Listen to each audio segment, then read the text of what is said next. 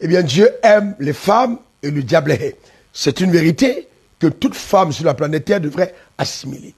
Cependant, c'est vraiment important que chacun le sache, que le diable n'a de pouvoir sur ta vie que quand tu es en dehors de la vérité, en dehors de sa parole. Quand Dieu a créé la femme, il a créé la femme le même jour que l'homme. Il a béni tous eux en disant, soyez féconds, multipliez, remplissez, assujettissez et dominez sur la terre. Dans le mandat de domination est un mandat collectif, qui n'est pas un mandat qui est singulier à l'homme, mais à l'homme et à la femme. Mais cependant, dans son intelligence élevée, Dieu a manifesté l'homme sur la terre en premier. C'est le symbole de la responsabilité et de l'autorité. Parce que Dieu a voulu que l'homme soit le chef de la femme. Être chef de la femme ne veut pas dire que l'homme est au-dessus de la femme en termes de potentiel, en termes de talent, en termes de dons, mais non en termes d'ordre. Et c'est important qu'on le comprenne en termes d'ordre. Jésus n'est pas plus grand que le Père. Le Saint-Esprit n'est pas plus grand que Jésus, mais cependant, le Père est le chef du conseil de Dieu. Et ça, c'est vraiment comme ça que le royaume de Dieu est bâti, sur la notion de la soumission à l'autorité.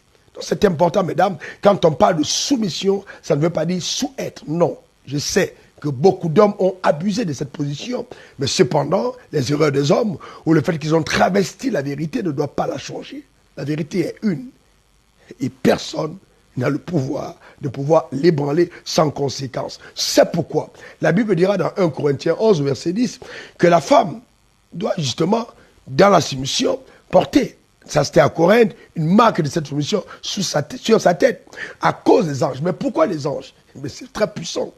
Les anges, simplement, parce que il faut bien comprendre que pour que les anges interviennent dans la vie d'une femme, il faut que la femme se montre elle-même soumise, c'est-à-dire la capacité de se soumettre à la parole et à la pensée de Dieu pour elle. Donc toute femme qui va travestir cette pensée va se priver d'une intervention surnaturelle de Dieu à son égard. C'est pourquoi Sarah appelle son mari mon Seigneur, mais ça ne veut pas dire qu'Abraham était le gars parfait, non. On ne se soumet pas à un homme parce qu'il est parfait, on se soumet à l'homme, son mari, parce que c'est l'ordre de Dieu. Et c'est toujours à l'avantage de celui qui obéit à la parole. À 90 ans, Sarah est tombée enceinte.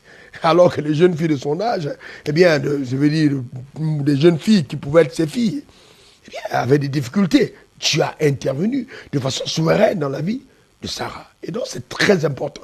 Toute personne qui se positionne pour Dieu, Dieu va toujours intervenir de façon spectaculaire et puissante à son égard. Je t'entends dire, moi, je n'ai pas besoin d'enfant, non. Ce n'est pas une question d'enfant. C'est une question d'intervention de Dieu dans les domaines de ta stérilité, dans les domaines où tu as besoin de voir la main de Dieu. Que la grâce de Dieu soit sur ta vie, s'il te plaît. Dieu t'aime. Et tu devrais toi aussi faire un effort de l'aimer. C'est trop vilain et sale de trouver des femmes dans la sorcellerie ou en train de coopérer avec les choses honteuses de l'enfer. Satan vous hait et Dieu vous aime. Mesdames, c'est votre fête. Tournez-vous vers Dieu. C'est tout ce qu'il y a de plus important. Seul Dieu va révéler l'immensité de la grâce et de la gloire rattachée souvent à la vie d'une femme. C'est pourquoi, malgré la chute, Dieu a dit, la sémence de la femme écrasera la tête. Et ça, c'est puissant. Donc la femme, malgré le fait qu'elle ait été séduite par le serpent, n'a pas été rétrogradée dans la pensée de Dieu. Bien plus, on dirait même qu'elle a eu une promotion. Parce que Dieu dit, bien que tu aies été séduite, tu seras enceinte, pas de ton mari, mais tu seras enceinte de moi. Tu porteras ma sémence dans ton sein. Et cette sémence écrasera la tête du serpent. Quelle confiance immense Dieu a placée en la femme. C'est ta saison. C'est ton heure que personne ne te limite et que personne ne t'arrête. Le potentiel qui est en toi est tellement immense que tu devrais servir ton Dieu dans ta génération, mais dans l'ordre. Attention à la tradition, à la religion et aux coutumes des hommes. La pensée de Dieu est suprême. Et c'est celle qui devra primer sur notre façon de voir et de faire. J'espère n'avoir choqué personne. Je suis un homme de Dieu et je me tiens pour la vérité. Je suis RW, diplômé de l'Académie du désert. On est ensemble, on se dit à la semaine prochaine.